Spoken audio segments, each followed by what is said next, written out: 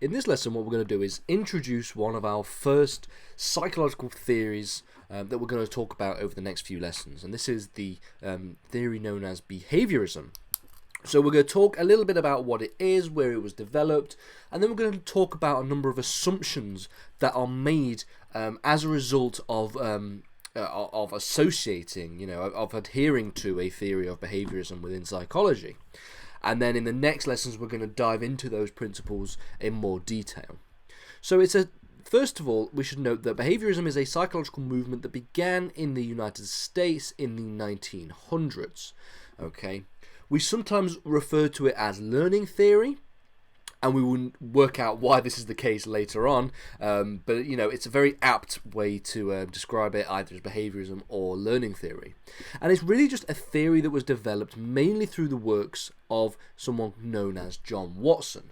Now, this is really where we start to see a little bit more of influence from science into the realm of psychology. So if you remember in the last lessons, we were looking at things like the methods of introspection, whereby the origins of psychology can be seen as the ways in which we introspect effectively, using our own experiences and explaining our experiences to a particular researcher. Now we know, and we've worked out in the last couple of lessons, that is not a particularly scientific way of exploring the nature of the mind and the nature of behavior. And that's obviously because, one, it can be corrupted by things like extraneous factors, and we also have things like the fact that it is quite a subjective way to study the mind, because one's experiences might not be the same as somebody else's.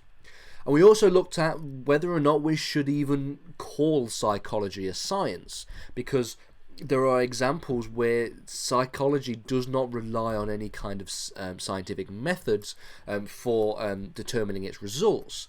However, John Watson wanted to see a more scientifically rigorous theory of psychology, so he wanted it to be a bit more scientific. So Watson believed that psychology ought to have a greater scientific basis, and we will start to see that with the influence of experimentation.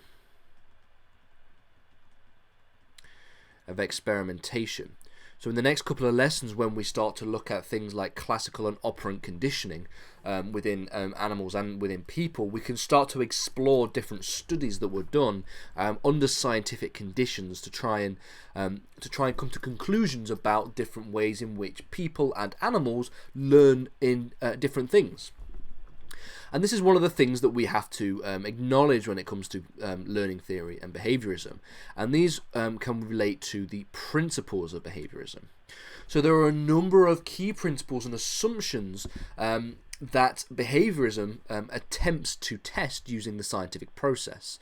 So just like with any other kind of scientific experiment or a scientific thesis, you come up with a proposition that you think is going to be correct. So you might think that something in physics or chemistry might act the way you predict it to, and then what you do is you test those assumptions, you test those propositions using scientific processes.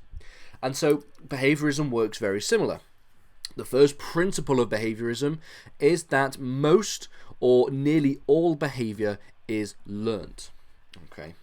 Now, this will attract challenges when we start looking at biological approaches, and we also look at genetic approaches to psychology, because these two approaches will present some evidence to suggest that not all behavior is learned. So we can just stick with the first assumption that simply most behavior is learned. The second assumption is that humans and animals learn in the same ways. Now, this seems to make intuitive sense on the surface, at the face of it, because animals and humans, while very, very different in many different ways, lots of different animals are different to other animals as well. The ways in which our biology seem to operate, they seem to operate under a number of basic assumptions. Okay. So the basic, for example, the basic structure of cells, the basic structure of genetics and DNA and the processes that are done there, the things like adaptation and evolution, these are all kinds of things that, while yield different results in different animals, seem to operate and work in similar ways. And so behaviorists or learning theorists argue that one of the other examples of this are the ways in which animals learn. So the ways in which learning is done. And so therefore, this is also quite beneficial, because if this is true, then we can learn and gain insights into the ways in which humans learn different things using animals. And we can use animal studies to test theories that we can then apply to people. The final assumption that is made is that the concept of the mind is irrelevant in the scientific process. So behaviorism makes the assumption that the mind is a philosophical concept. So the mind is a philosophical concept. And this is something that is generally accepted to be the case in today's science as well. So we can understand, and in modern technology, in modern neuroscience and modern psychology, we can understand processes that happen in the brain, the processes that happen with brain scans and the biological genetic kind of approaches that we have here. But the concept of things like consciousness and the mind are more philosophical in nature. We have another branch of philosophy called the philosophy of mind that attempts to explain the ways in which the mind and consciousness works, but they don't do this using scientific rigor. So these are the three main assumptions that we will be examining and exploring in the next few lessons. And the first two are the ones that are the most important, because we're going to explore in the next lesson and the lesson after the concepts of classical conditioning,